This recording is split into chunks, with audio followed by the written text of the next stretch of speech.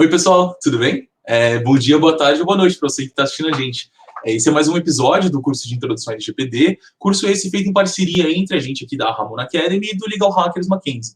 Bom, pessoal, eu estou muito animado para o episódio de hoje, até porque nós vamos estar batendo numas teclas que ainda não foram muito bem abordadas e que muitos de vocês já tinham mandado algumas DMs para a gente perguntando sobre o assunto, e então a gente estava com uma grande expectativa para poder chegar nesse momento.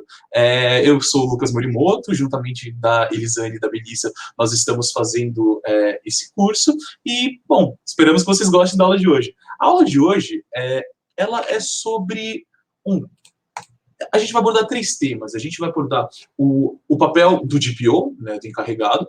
A gente vai abordar um pouco sobre a Autoridade Nacional de Proteção de Dados, que inclusive está com um errinho aqui, então até peço desculpas, pessoal, não é agência, é autoridade. E das penalidades também que a Lei Geral de Proteção de Dados acaba trazendo. Vamos lá. O primeiro ponto que a gente vai acabar abordando, então, é sobre o Data Protection Officer.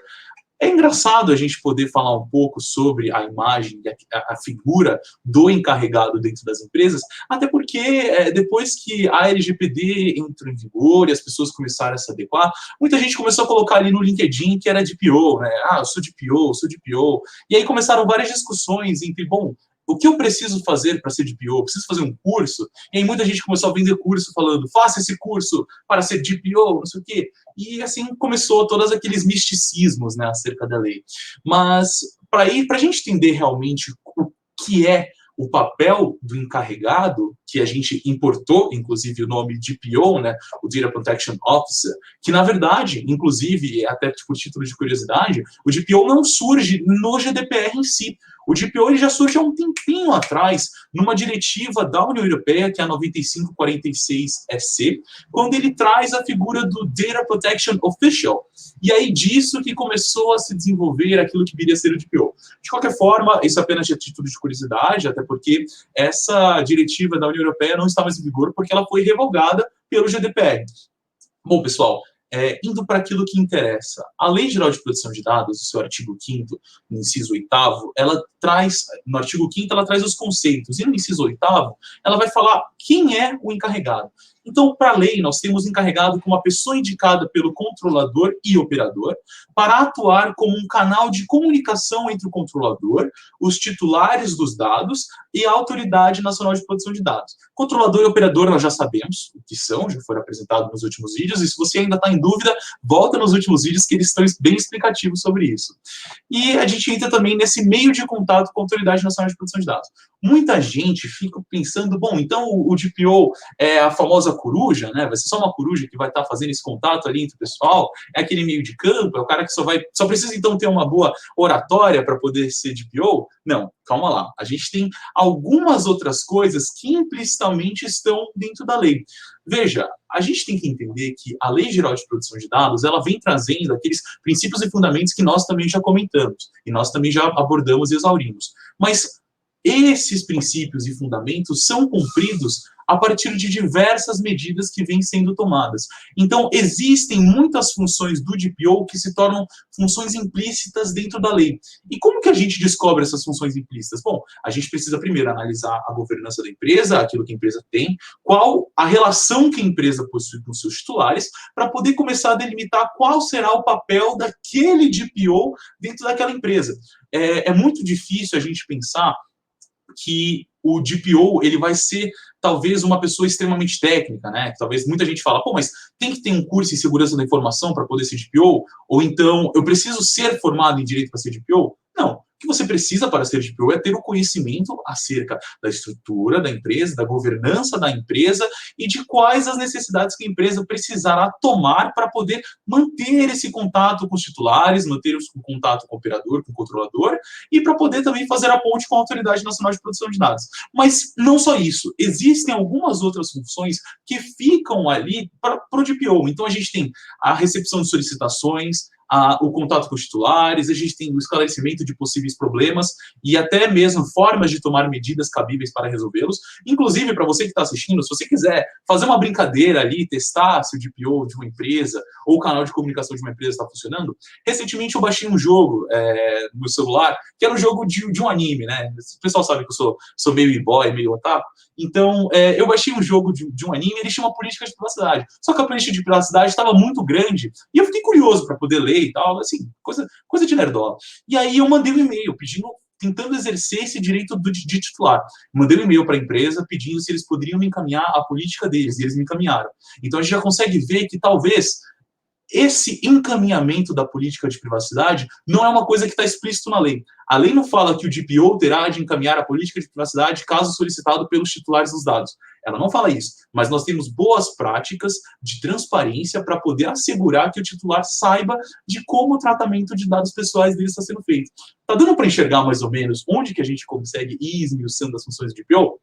Dando continuidade para algumas que eu tinha separado, a gente tem o recebimento de atualizações referentes à legislação. Então, o DPO também vai ter que ser o cara que vai ter que estar atento às legislações, não só a Lei Geral de Proteção de Dados, mas também as outras leis de outros países. Então, o DPO vai ter que saber muito bem se a empresa não está fazendo algo que dê uma responsabilidade acerca de outras legislações, e outras legislações não ensinam sobre a empresa, esse repassamento dessas atualizações para os gestores da empresa e formas de guiarem ações e mudanças que forem exigidas. Então, digamos que amanhã a gente mude ou aumente mais 2 bases legais por meio de um projeto de lei, acaba sendo aprovado que aumenta mais 2 bases legais, o DPO ele vai ter que estar a par disso para poder passar para a empresa. Dessa mesma forma que ele vai passar da empresa, o DPO também pode ser a pessoa que vai fornecer diretrizes para treinamentos de colaboradores dentro da organização. Então, ele pode ser aquele cara que vai chegar lá e vai falar, pessoal, vamos fazer um treinamento aqui para poder organizar isso e agilizar isso um pouco melhor. E também vai ser a pessoa que vai estar encarregada de executar as atividades atribuídas a ele, né, que sejam voltadas para o tratamento de dados pessoais. Então, se a empresa tiver um comitê de privacidade, pode ser que o DPO tenha mais funções ainda, ou então menos. Isso vai acabar ficando, como eu disse, a critério de como a empresa se organiza. É interessante a gente verificar, então, que é meio difícil, né, a gente poder dizer, tipo, então, qual é a formação que o DPO precisa ter, o que ele precisa saber, como que ele precisa trabalhar. A gente pode pensar em 2 intervalos, né, então existe um intervalo esse, e o DPO fica trabalhando dentro desse meio. E aí, nisso, ele consegue ali acabar se desenvolvendo os seus trabalhos.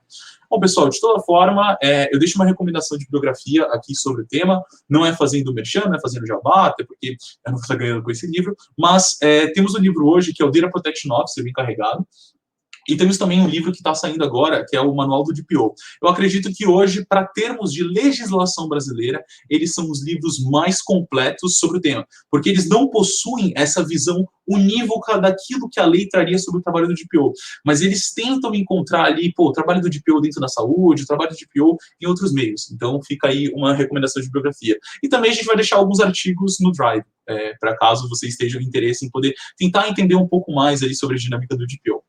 Dando continuidade aqui, nós entramos na Autoridade Nacional de Proteção de Dados, que como eu tinha colocado, está com errinho ali. Bom, pessoal, a ANPD, Autoridade Nacional de Proteção de Dados, é o órgão da administração pública que fica responsável para poder lidar e fazer a fiscalização do cumprimento da Lei Geral de Proteção de Dados. Então, veja, muita gente pode pensar que a ANPD será mais ou menos uma espécie de tiozinho do pátio, aquele tio do pátio que, quando a gente está no colégio, fica vendo ali se as crianças estão se comportando, se não estão se comportando. Bom, de todo modo, existem alguns critérios que dão uma especificidade diferente da Autoridade Nacional de Proteção de Dados. Veja, a autoridade não só vai fiscalizar o cumprimento da lei, mas ela também vai trazer as melhores formas para entender aquilo que são as boas práticas dentro da lei. O pessoal pode perguntar, então, Lucas, a NPD vai ter que interpretar a Lei Geral de Proteção de Dados? Exato. A NPD possui essa prerrogativa de poder interpretar a lei e encontrar aquilo que mais se adequa ao mercado. Então, a ANPD não vai simplesmente fazer, olha, todas as empresas sigam a Lei Geral de Proteção de Dados dessa forma como a lei diz, e apenas isso, e não quero discutir. Ela vai tentar entender a forma que a empresa se organiza e quais as especificidades que a empresa pode possuir e como interpretar alguns conceitos. Então, quando a gente pensa em DPO ali atrás, existe um conceito que vem da Europa também para cá, que é o conceito de DPO as a Service. Então, algumas empresas, como não têm interesse em ter um encarregado de dados pessoais, eles contratam outras empresas ou escritórios para serem seus DPOs. Então, você possui um DPO em tese terceirizado. Como que a gente pode encarar isso dentro da Lei Geral de Proteção de Dados? Bom, isso pode acontecer? Pode. Mas Quem que pode trazer, talvez, mais alguns detalhes e esmiuçar um pouco mais sobre a interpretação? Cabe ao Poder Judiciário? Bom, pode até caber a partir de uma judicialização, mas a competência estará voltada para a Autoridade Nacional de Proteção de Dados. Então, a gente vê que a Autoridade Nacional de Proteção de Dados já possui o endereço de fiscalizar e garantir o cumprimento da lei. A gente tem que ela vai fazer as interpretações da lei em si, então como que a gente vai interpretar alguns temas da Lei Geral de Proteção de Dados, e existe também a discussão acerca de métodos de regulação a partir da Autoridade Nacional de Proteção de Dados. A Autoridade Nacional de Proteção de Dados também pode, e isso a gente pode dar uma olhada no artigo 55, que é quando a gente começa a ter todas as provisões ali da Autoridade Nacional de Proteção de Dados, que inclusive vale a pena ser relido para aqueles que já leram a LGPD, ou para aqueles que apenas estão começando a entender a LGPD, leiam, porque realmente é muito importante para a gente poder entender um pouco melhor da estrutura da autoridade. Bom, a autoridade, como eu havia falando, ela possui também essa prerrogativa para poder desenvolver regulamentos e regramentos. Então, a gente pode pensar, talvez, em parcerias da autoridade com o mercado para poder fazer desenvolvimento de regulações que estejam coerentes com aquilo. Assim, a gente consegue ter algo mais setorial, mais específico e que seja mais vantajoso para o desenvolvimento de uma cultura de privacidade, não só a nível empresarial, mas a nível Brasil, que é muito importante. Então, quando a gente pensa, e aí a gente fazendo um paralelo, porque no GDPR a gente tem autoridades também, mas as autoridades são mais voltadas para os estados. Então, cada estado vai possuir ali a sua autoridade para poder desenvolver aquilo que seja culturalmente mais aceito para o estado membro e que seja mais razoável para a sua população. Como no Brasil, até porque nós não seguimos talvez aqueles moldes mais federalistas, né? Talvez o federalismo mais às avessas, a gente não tem uma setorialidade maior de autoridades para cada estado. Então, fica sobre a responsabilidade da autoridade em si verificar tudo isso dentro do território nacional. Pode ser uma crítica ou não, fica a critério de vocês que estão nos assistindo entender o que eu disse. E agora nós vamos para o último ponto da aula, que foi bem breve, realmente, mas para poder calçar alguns conceitos para vocês, que é sobre as penalidades. Quando a Lei Geral de Proteção de Dados começou a ser discutida, um dos grandes pontos que fizeram com que as pessoas ficassem com medo e desenvolvessem aquela preocupação gigantesca sobre a lei era acerca das penalidades, né? Até porque enquanto não toca no bolso, o brasileiro não se desespera. E foi exatamente isso que foi feito. As penalidades do não cumprimento para com a Lei Geral de Proteção de Dados e, no caso, que cause infrações, foram elencadas também dentro da lei. Então, nós temos a penalidade de 2% do faturamento da empresa, limitado até 50 milhões de reais por infração. Até um pouco incômodo da gente pensar que, caramba, 50 milhões de reais como uma penalidade, no máximo? Sim, mas a gente também tem que pensar como são esses tipos de infrações. A lei, ela vai partir, por isso que a autoridade também vai ter que nortear sobre isso, para encontrar uma razoabilidade acerca de quanto será delimitada aquela multa.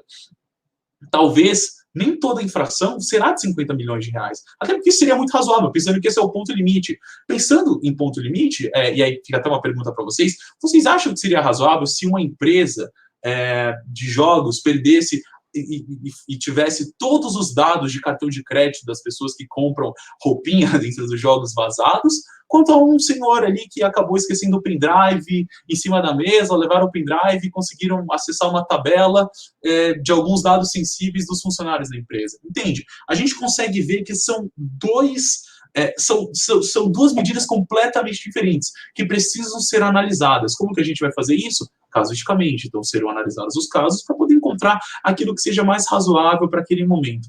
Vale lembrar também que existe hoje algumas discussões sobre como que a Autoridade Nacional de Proteção de Dados vai encontrar essa linha tênue para poder enxergar a razoabilidade. Será que ela precisaria de apoio de alguma outra entidade? E aí começa a discussão em si, porque a Lei Geral de Proteção de Dados já foi judicializada. Hoje nós já temos casos transitados que estiveram acerca do tema. Então a gente tem hoje, na 13ª Vara Civil de São Paulo, um julgamento da juíza Tônia Yuka Kuroko, que ela acabou entendendo que a empresa Cyrela deveria pagar uma multa a um dos titulares dos dados que estava sob sua custódia de 10 mil reais. Então a gente já começa a ver que existe essa vontade de começar a se judicializar a LGPD, existe essa vontade de tentar encontrar os limites para as penas. Bom, como que isso será feito? teremos que esperar o desenrolar da Autoridade Nacional de Proteção de Dados, não é mesmo?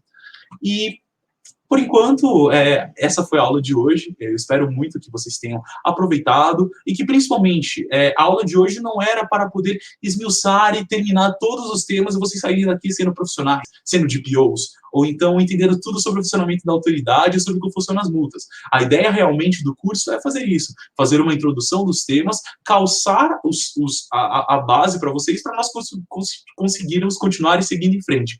E fiquem atentos para as nossas próximas aulas e os próximos projetos do Nitra. Eu sou o Lucas Morimoto e muito obrigado.